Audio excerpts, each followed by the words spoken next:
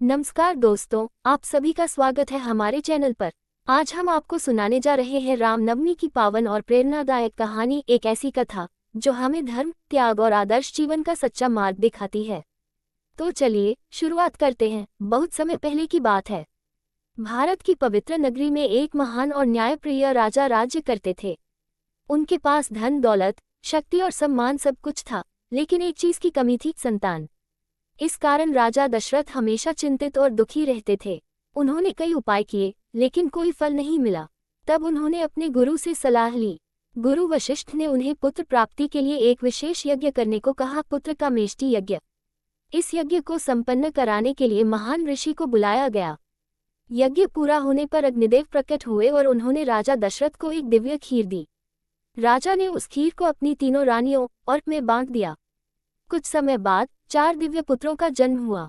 रानी कौशल्या के गर्भ से जन्म हुआ, कैकेयी से और सुमित्रा से, तथा चैत्र मास के शुक्ल पक्ष की नवमी तिथि को दोपहर के समय भगवान राम का जन्म हुआ। इस खुशी में पूरी अयोध्या नगरी झूम उठी। हर तरफ उत्सव, दान और खुशियों का माहौल था। समय बीतता गया, भगवान राम बड़े हुए, शांत, विनम्र और अत्यंत तेजस्वी। उनकी शिक्षा गुरु वशिष्ठ के आश्रम में हुई, जहां उन्होंने वेद, शास्त्र और धनुर्विद्या सीखी। एक दिन महान ऋषि राजा दशरथ के दरबार में आए। उन्होंने राम और लक्ष्मण को अपने यज्ञ की रक्षा के लिए साथ ले जाने का आग्रह किया।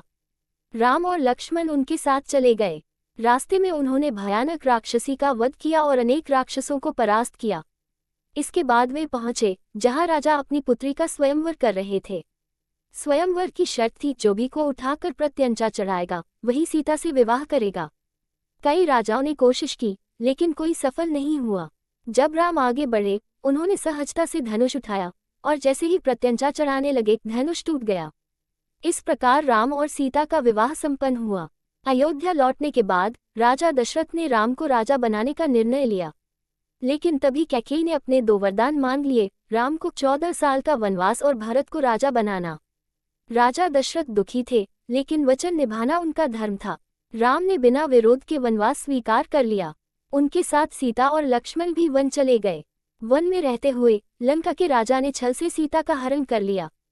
राम और लक्ष्मण ने सीता की खोज शुरू की। इस दौरान उनकी मुलाकात हुई महान भक्त से।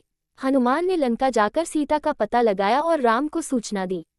इसके बाद राम ने वानर सेना के साथ लंका पर आक्रमण किया। भयंकर युद्ध हुआ और अंत में राम ने रावण का वध कर दिया। इस तरह धर्म ने अधर्म पर विजय पाई। 14 वर्ष का वनवास पूरा होने के बाद राम, सीता और लक्ष्मण अयोध्या लौटे।